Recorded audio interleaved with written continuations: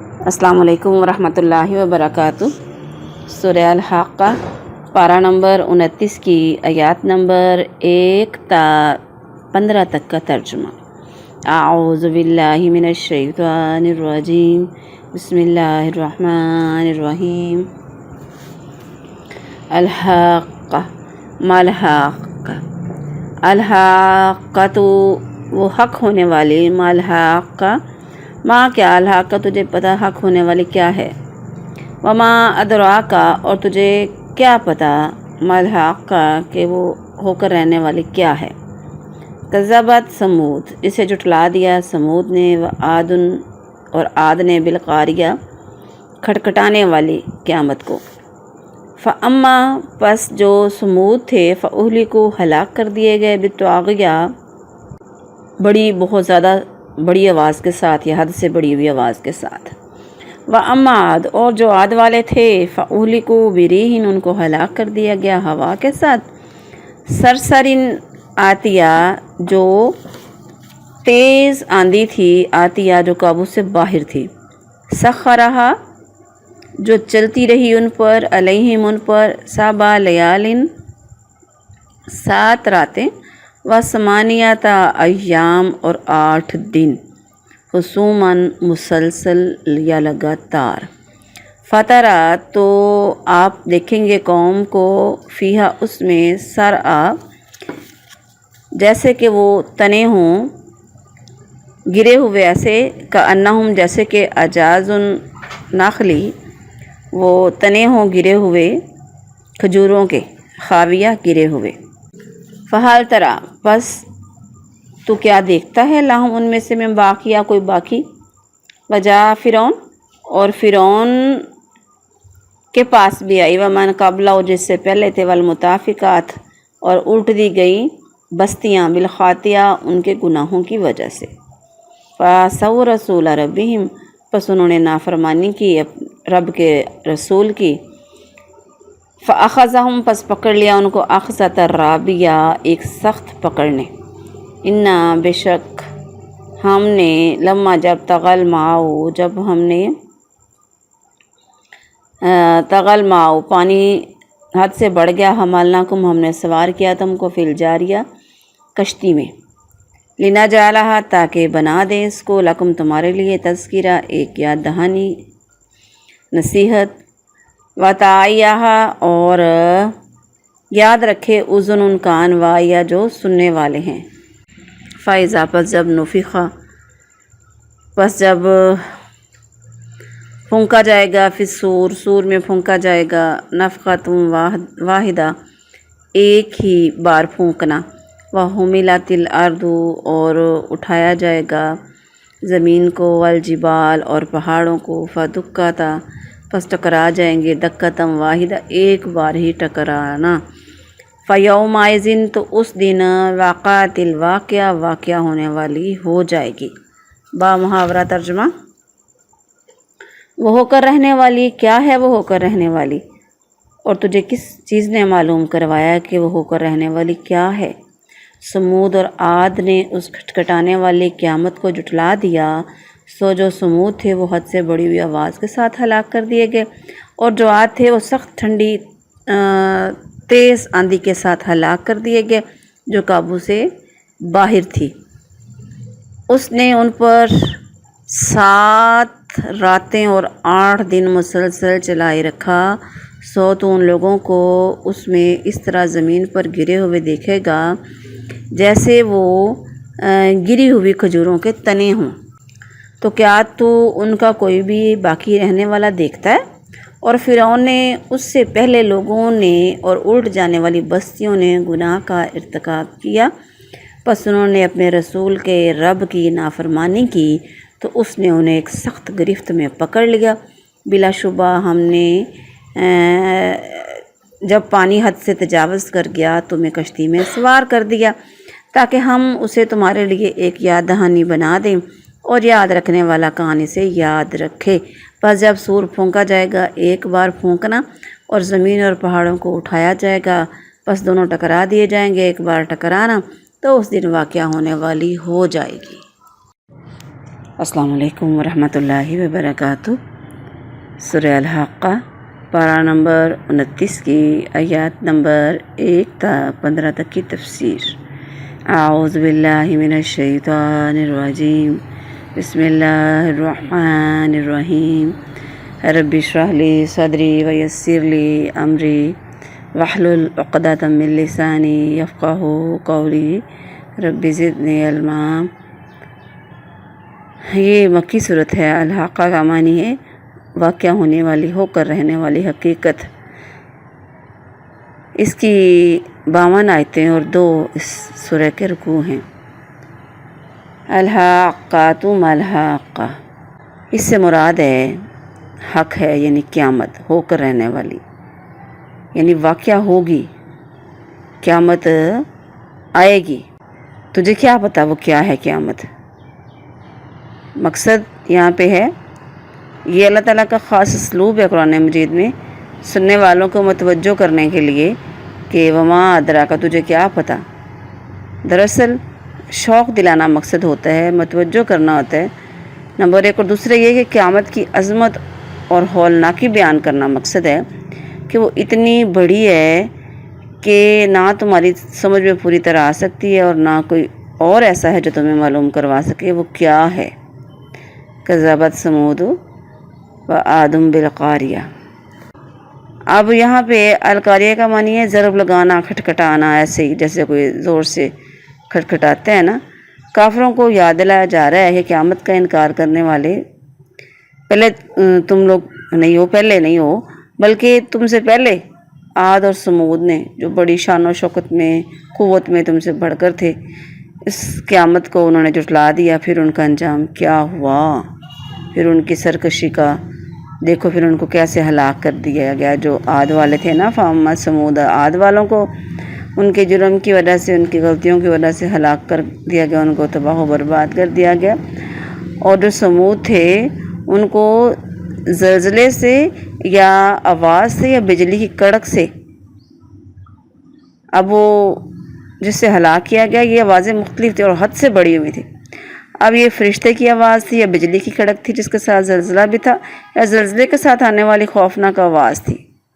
वअम्मा आदुन फ़अहलिकू, जो आद वाले थे उनको तेज़ सख्त ठंडी हवा के साथ, तेज़ ठंडी सख्त आंधी के साथ हलाक कर दिया, जो काबू से बाहर थी। सख़्ख़रा अलैहिम सबअ लयालिन, जो आंधी थी इन पर, वो आंधी जो जड़ से काट डालने वाली आंधी थी, 7 रातें और 8 दिन तक चलती रही। अल्लाह ताला ने कौम आद से उनकी नाफरमानी की वजह से एक अरसा तक बारिश रोके रखी। इधर वो पैगंबर को उन्होंने तंग किया तो बार बार कहते थे अज़ाब ले आओ। जब अज़ाब बादल की सूरत में आया तो उन्होंने अपनी देखा कि वादियों की तरफ आ रहा है, खुश हो गए, बारिश हो गई। मगर थोड़ी देर में अज़ाब शुरू हो गया, जो मगरिब की तरफ से आने वाली तेज़ ठंडी आंधी की सूरत में था, जिसने हर चीज़ को तबाह कर दिया।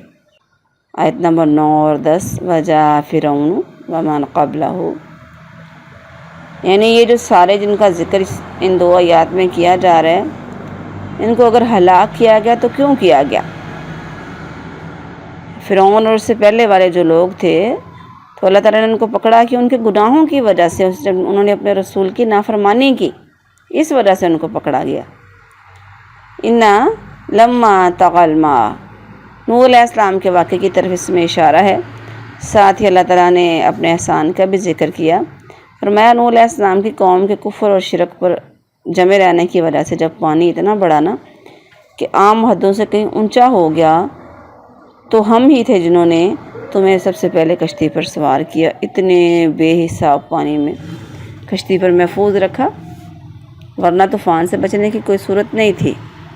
लिनजअलहा लकुम तज़किरा, यानी ये जो वाक़या आपको बताया जा रहा है ना, ये वाक़या असल में हम इस वाक़े को तुम्हारे लिए नसीहत और यादगार बनाना चाह रहे हैं। नूह अलैहिस्सलाम की कौम का वाक़या वैसे भी पुश्त दर पुश्त लोग बड़ों से सुनते आ रहे थे, नकल होता आ रहा था, अरब के लोग पहले से भी वाकिफ़ थे। आयत नंबर 13 और 14, फ़ैज़ा नुफ़िख़ फ़िस्सूर, قرآن مجید میں بعض مقامات اور پہلے نفخے کے وقت پیش آنے والے واقعات کا ذکر کیا گیا، اور بعض پر دوسرے نفخے کے وقت جو واقعات پیش آئیں گے اس کا پھر بعض جگہ پر دونوں کو اکٹھا بھی کر دیا گیا۔ ان آیات میں بھی وہی بات بتائی جا رہی ہے کہ زمین اور پہاڑ کے ٹوٹنے کا سلسلہ تو پھر نفخے کے وقت کا ہے نا، اور آسمان کا پھٹنا، فرشتوں کا اس کے کناروں پر ہونا، عرش الہی کو 8 فرشتوں کا اٹھائے ہوئے ہونا، اللہ تعالیٰ کا میدان محشر میں نزول فرمانا اور سب بندوں کا حساب کتاب کے لیے پیش کیا جانا، یہ سب کچھ دوسرے نفخے کے بعد ہوگا۔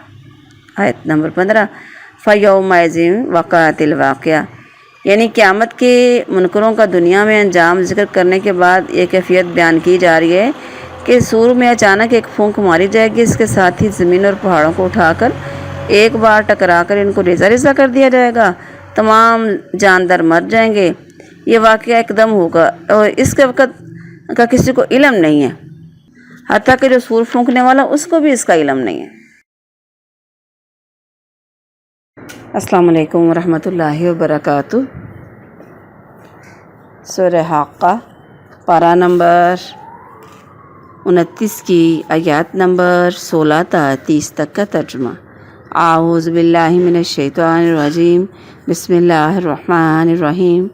وانشقت السماء، اور پھٹ جائے گا آسمان، فہیا، بس وہ، یومئذ، اس دن، واہیا، کمزور ہو جائے گا، والملک، اور فرشتے، علی ارجائہا، اس کے کناروں پر ہوں گے، ویحملوا، اور اٹھائے ہوں گے، عرش ربی کا، تیرے رب کا عرش، فوقہم، اپنے اوپر، یومئذ ثمانیہ، اس دن 8 فرشتے، یومئذ، اس دن، تعرضون، تم پیش کیے جاؤ گے، لا تخفی، نہیں چھپی ہوئی، منکم، تمہاری، خافیہ، کوئی بھی خفیہ بات، کوئی بھی چھپی نہیں رہے گی۔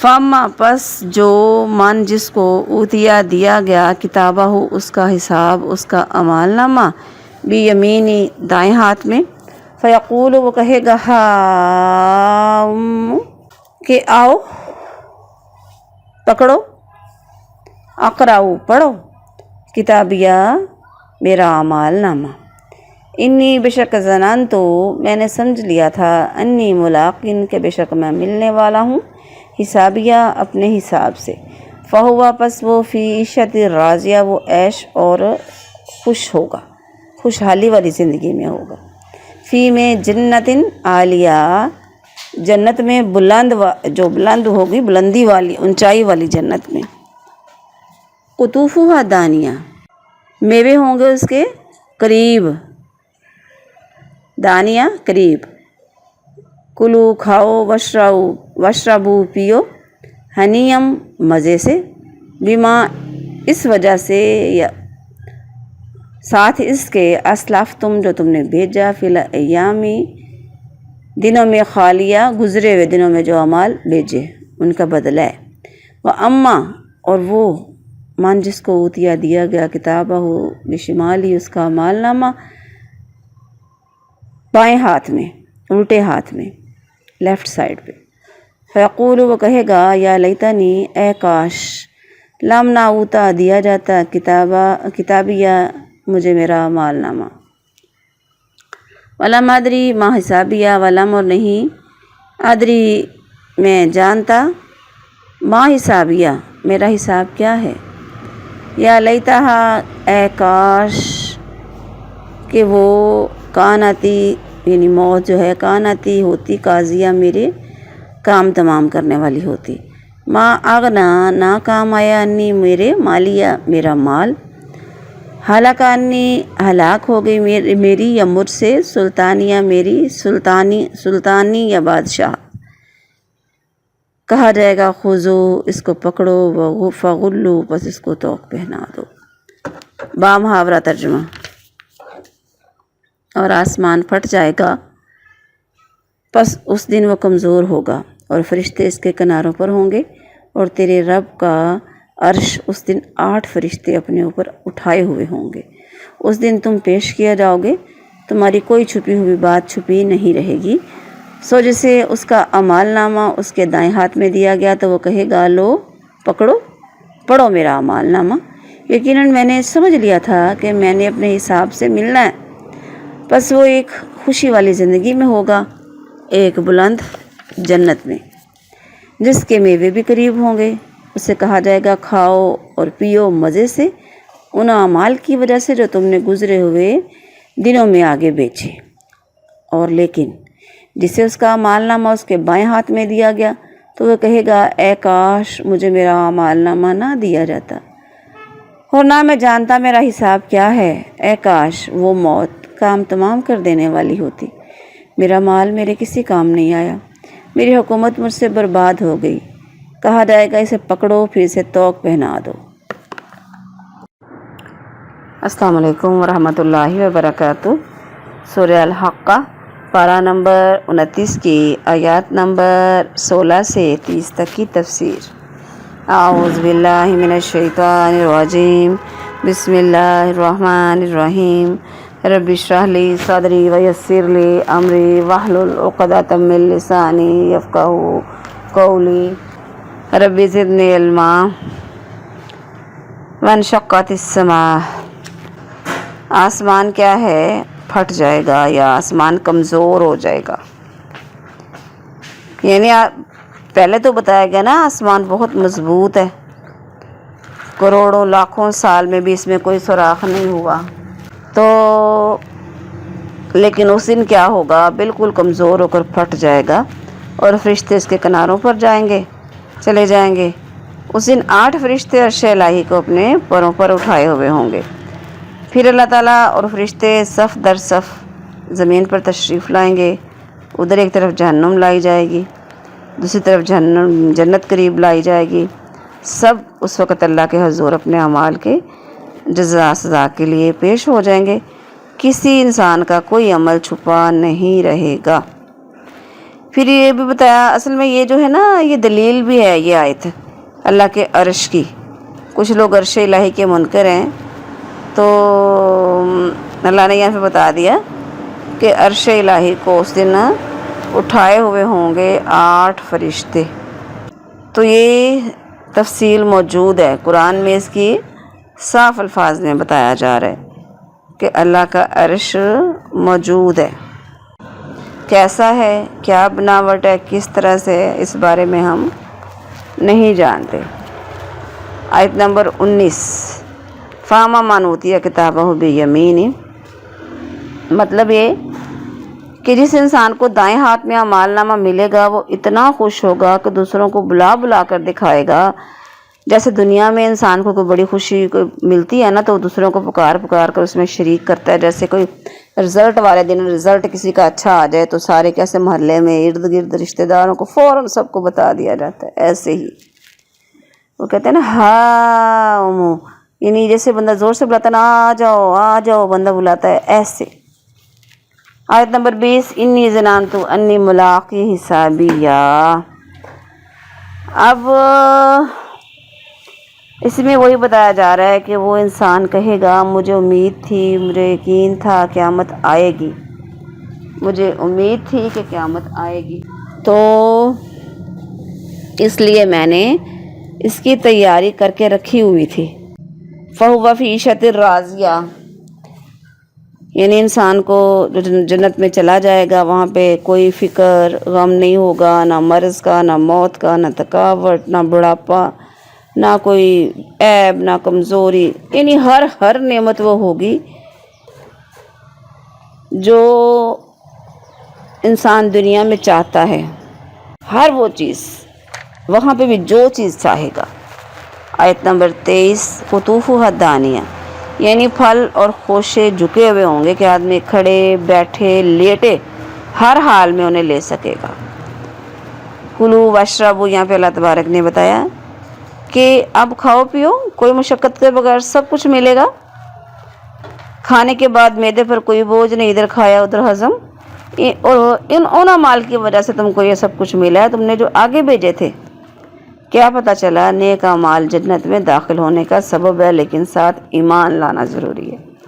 آیت نمبر 25 سے 29 تک کی تفسیر بتا رہی ہوں کہ وَأَمَّا مَنْ أُوتِیَ کِتَابَهُ بِشِمَالِهِ، جن لوگوں کو بائیں ہاتھ میں اعمال نامہ دیا جائے گا وہ نہایت پریشانی میں یہ باتیں کہیں گے جو اس آیت میں بتایا جا رہا ہے، یہ بائیں ہاتھ میں اعمال نامے والے کافر لوگ ہوں گے، یہ والے۔ تو وہ کہے گا، یہاں پہ اس کے منہ سے کیا الفاظ نکلیں گے، یا لیتہا کانت القاضیہ، یعنی کاش آج مجھے موت آ جاتی، میرا کام تمام کر دیتی، میں دوبارہ مجھے اٹھایا ہی نہ جاتا، مجھ سے میری سرداری ختم ہو گئی۔ اللہ کے نبی علیہ السلام نے مال کی اور سرداری کی حرص کے بارے میں فرمایا کہ 2 بھوکے بھیڑیے جو بھیڑ بکریوں پر چھوڑ دیے جائیں وہ انہیں اس سے زیادہ تباہ و برباد نہیں کرتے جتنا آدمی کی مال اور سرداری کی ہوس اس کو اور اس کے دین کو تباہ و برباد کر دیتی ہے۔ اگلی آیت، یہ آیت نمبر 30 ہے نا، خذوہ فغلوہ، اس آیت کا تعلق اگلی آیات کے ساتھ ہے، تو انشاءاللہ ہم اگلے سبق میں اس کی تفسیر پڑھیں گے۔ وما علی الا البلاغ المبین۔ السلام علیکم ورحمۃ اللہ وبرکاتہ۔ سورہ الحاقہ پارہ نمبر 29 کی آیات نمبر 31 تا 52 تک کا ترجمہ۔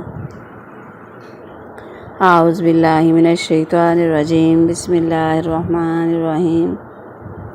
ثم الجحیم صلوہ، پھر جہنم میں صلوہ، اس کو جھونک دو۔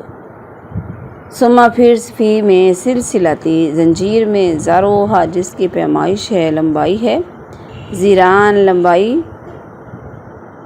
کتنی، 70 ہاتھ، ذراعًا لمبائی، فاسلکوہ پس اس میں داخل کر دو، انہ بلا شبہ وہ کانا تھا، لا یؤمن باللہ نہیں ایمان لاتا تھا اللہ تعالیٰ پر، عظیم بہت عظمت والے اللہ پر، ولا یحض اور نہیں وہ ترغیب دلاتا تھا، علی طعام المسکین مسکین کو طعام کھانا کھلانے کی، فلیس پس نہیں ہے لاہ اس کے لیے، الیوم آج، ہاہنا یہاں، حمیم کوئی دلی گاڑھا دوست، ولا طعام اور نہ کھانا اس کے لیے، الا مگر من غسلین زخموں کا دھون، لا یاکلوہ نہیں کھائیں گے اس کو، الا الخاطئون مگر گناہ گار، فلا اقسم پس نہیں میں قسم کھاتا ہوں، بما تبصرون جسے تم دیکھتے ہو اس کی، وما لا تبصرون اور جسے تم نہیں دیکھتے،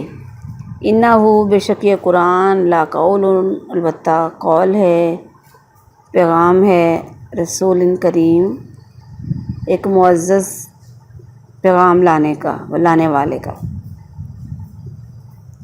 رسول پیغام لانے والا، کریم عزت والا، وما ہوا اور نہیں ہے یہ، بقول شاعر کسی شاعر کا قول، قلیلا ما تؤمنون کم ہے تم میں سے جو ایمان لاتے ہیں، ولا بقول کاہن اور نہ یہ کسی کاہن کا قول ہے، قلیلا ما تذکرون تھوڑے ہیں تم میں سے جو نصیحت پکڑتے ہیں، تنزیل من رب العالمین یہ تو نازل کیا گیا ہے تمام جہانوں کے رب کی طرف سے، ولو تقول اور اگر وہ کوئی بات کریں گے، علینا ہم پر، بعض الاقاویل اپنی طرف سے کوئی بات بنا کر، لأخذنا تو ہم پکڑ لیتے، منہ اس کو، بالیمین دائیں ہاتھ سے، ثم پھر لقطعنا ہم کاٹ دیتے، منہ الوتین اس کی شارہ رگِ جان، فما منکم پس نہیں ہے تم میں سے، من احد کوئی بھی، عنہ حاجزین اس سے کوئی روکنے والا، وَإِنَّهُ لَتَذْکِرَةٌ اور یہ بے شک یہ قرآن نصیحت ہے، للمتقین متقیوں کے لیے، ڈرنے والوں کے لیے،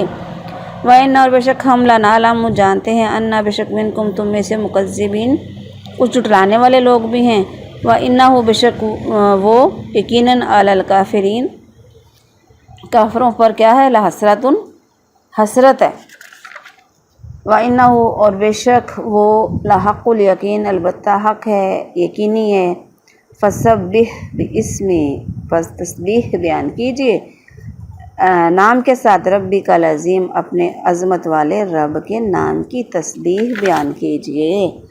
با محاورہ ترجمہ، پھر اسے بھڑکتی ہوئی آگ میں جھونک دو، ڈال دو، پھینک دو، پھر ایک زنجیر میں جس کی پیمائش 70 ہاتھ ہے، بس اسے داخل کر دو، بلا شبہ وہ بہت عظمت والے اللہ پر ایمان نہیں رکھتا تھا اور نہ مسکین کو کھانا کھلانے کی ترغیب دیتا تھا، سو آج یہاں نہ اس کا کوئی دلی دوست ہے اور نہ اس کے لیے کوئی کھانا ہے زخموں کے دھون کے علاوہ، جسے گنہگاروں کے سوا کوئی نہیں کھاتا۔ بس نہیں، میں قسم کھاتا ہوں اس کی جسے تم دیکھتے اور اس کی جسے تم نہیں دیکھتے۔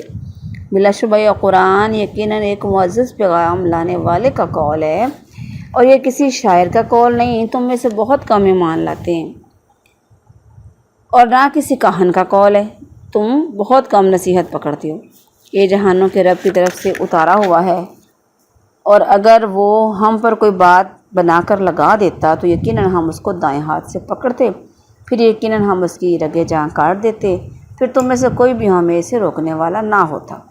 اور بے شک یہ قرآن ڈرانے والوں کے لیے، ڈرنے والوں کے لیے ایک نصیحت ہے یقیناً، اور بلا شبہ یقیناً ہم جانتے ہیں کہ بے شک تم میں سے کچھ لوگ جھٹلانے والے ہیں، اور بے شک وہ یقیناً کافروں کے لیے حسرت کا باعث ہے، اور بلا شبہ یقیناً حق ثابت شدہ ہے، یقینی ہے۔ بس اپنے بہت عظمت والے رب کے نام کی تسبیح کرو۔ السلام علیکم ورحمۃ اللہ وبرکاتہ۔ سورہ حاقہ پارہ نمبر 29 کی آیات نمبر 31 تا 52 تک کا تفسیر۔ اعوذ باللہ من الشیطان الرجیم، بسم اللہ الرحمن الرحیم۔ رب اشرح لی صدری ویسر لی امری واحلل عقدۃ من لسانی یفقہوا قولی رب زدنی علما ثم الجحیم صلوہ۔ اس آیت کا تعلق پچھلی آیت اور اگلی آیات کے ساتھ ہے۔ آیت نمبر 30 سے 32 تک کی تفسیر کر رہی ہوں۔ خذوہ فغلوہ، حکم ہوگا اسے پکڑو اور اس کی گردن میں توق ڈال دو، پھر اسے بھڑکتی ہوئی آگ میں جھونک دو، پھر اسے ایک زنجیر میں جکڑ دو جو 70 ہاتھ لمبی۔ استغفر اللہ استغفر اللہ استغفر اللہ، اللہم انا نعوذ بک من عذاب جہنم۔ جہنمیوں کو جہنم میں طاقوں اور زنجیروں سے جکڑ کر لمبے لمبے ستونوں سے باندھ دیا جائے گا تاکہ وہ حرکت نہ کر سکیں، کیونکہ حرکت سے بھی عذاب میں کچھ کمی آتی ہے۔ انہ کان لا یؤمن باللہ، عذاب کی وجہ یہ ہے کہ اللہ کے ساتھ اس کا معاملہ یہ تھا کہ اس پر ایمان ہی نہیں رکھتا تھا، اس کو مانتا ہی نہیں تھا، یا پھر بہت سے شریک بنا رکھے تھے۔ اور بندوں کے ساتھ یہ معاملہ تھا کہ مسکین کو خود کھانا کھلانا تو دور کی بات ہے، دوسروں کو بھی کھانا کھلانے کے لیے نہیں کہتا تھا، دوسروں کو بھی اس چیز کی ترغیب نہیں دلاتا تھا۔ اس نے اللہ کا حق پہچانا اور نہ ہی بندوں کا۔ فلیس لہ اليوم ہاہنا حمیم، حمیم یہ اس کے لیے وہاں پہ پھر کیا ہوگا؟ ایک تو گرمی جہنم کی، اوپر سے پھر کھولتا پانی، تو بتایا جا رہا ہے پھر کیا ہوگا۔ بس نہیں ہے اس کے لیے ہاں ہونا حمیم، کوئی دلی دوست، گاڑا دوست، دنیا میں جس کو بڑا گہرا اس نے دوست بنایا ہوا تھا نا، بڑا قریبی تھا، اس کی ہر بات مانتے تھے وہ ایک دوسرے کی، وہاں پہ کوئی بھی ایسا نہیں ہوگا۔ حمیم کا معنی ہوتا ہے کوئی دوست، رشتہ دار، جس کی وجہ سے انسان کو گرمی آ جائے، یعنی اس کے حقوق کی خاطر یا اس کی خاطر بندے کو غصہ آئے کہ اس کو وہ اتنا پیارا ہو اسے۔ آیت نمبر 36، وَلَا طَعَامٌ إِلَّا مِنْ غِسْلِينٍ، زخم یا کوئی گندی چیز دھونے سے پانی جو نکلتا ہے نا، اس کو غسلین بولتے ہیں۔ حدیث میں آتا ہے اس سے مراد جہنمیوں کے زخموں سے نکلنے والا لہو اور پیپ ہے۔ لا یاکلہ الا الخاطئون، یعنی جو خطا کرنے والے، گناہ کرنے والے ہی ایسا کھانا اور پانی کا استعمال کریں گے۔ فلا اقسم بما تبصرون، دراصل جو کافر تھے رسول اللہ صلی اللہ علیہ وآلہ وسلم کو کبھی تو شاعر کہتے، کبھی کاہن کہتے، کبھی یہ کہتے کہ اس نے یہ کلام جو اپنے پاس سے بنا کر اللہ کے ذمہ لگا دیے، کبھی کہتے کہ کسی دوسرے آدمی نے اسے بنا کر دے دیے، کبھی کہتے یہ پریشان خواب و خیال ہیں، کبھی دیوانہ کہتے آپ علیہ السلام کو، یعنی ایک بات پہ جمتے ہی نہیں، ایک بات کرتے ہی نہیں۔ تو اللہ تعالیٰ یہاں پہ قسم کھا کے بتا رہے ہیں، انہ لقول رسول کریم، یعنی میں ساری چیزوں کی قسم کھاتا ہوں، جو تم دیکھتے ہو، جو نہیں دیکھتے سے مراد زمین و آسمان میں جو کچھ بھی ہے نا، میں ہر چیز کی قسم کھا کر کہتا ہوں کہ یہ جو قرآن ایک معزز پیغام لانے والے کا قول ہے۔ دوسرا یہ کہ کسی شاعر کا قول نہیں ہے۔ تیسرا یہ کہ کسی کاہن کا قول نہیں ہے۔ چوتھا یہ کہ یہ رب العالمین کی طرف سے اتارا گیا ہے۔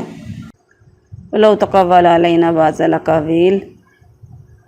اس آیت میں کافروں کی اس بات کا رد ہے کہ یہ باتیں رسول اللہ صلی اللہ علیہ وآلہ وسلم نے اپنے دل سے بنا کر اللہ کے ذمہ لگا دی۔ فرمایا جب یہ ثابت ہو گیا کہ آپ اللہ کے سچے رسول ہیں اور آپ کی کہی ہوئی ہر بات اللہ کی بات ہے، تو اب اگر اللہ تعالیٰ انہیں اپنے ذمہ باتیں لگا دے اور اس پر انہیں کچھ نہ کہے تو وہ سب باتیں اللہ کی باتیں سمجھی جائیں گی۔ اللہ تعالیٰ اس کو اس چیز کی اجازت کیسے دے سکتے ہیں؟ فرمایا اگر ہمارا یہ سچا رسول کوئی بات گھڑ کے ہمارے ذمہ لگا دے تو اس جعل سازی کے جرم میں ہم اس کا دایاں ہاتھ پکڑ لیں گے۔ دائیں ہاتھ سے انسان لکھتا ہے نا، اور رگے جان کاٹ دیں گے۔ کوئی بھی رکاوٹ نہیں بن سکتا اس کام میں۔ ایسا ممکن تو نہیں تھا، بس بتایا جا رہا ہے ان کو کہ میرے نبی ایسا نہیں کر سکتا۔ وَإِنَّهُ لَتَذْكِرَةٌ لِّلْمُتَّقِينَ۔ یہ جو قرآن ہے یہ نصیحت ہے کن کے لیے؟ جو اس سے فائدہ اٹھاتے ہیں، جو اللہ سے ڈرتے ہیں۔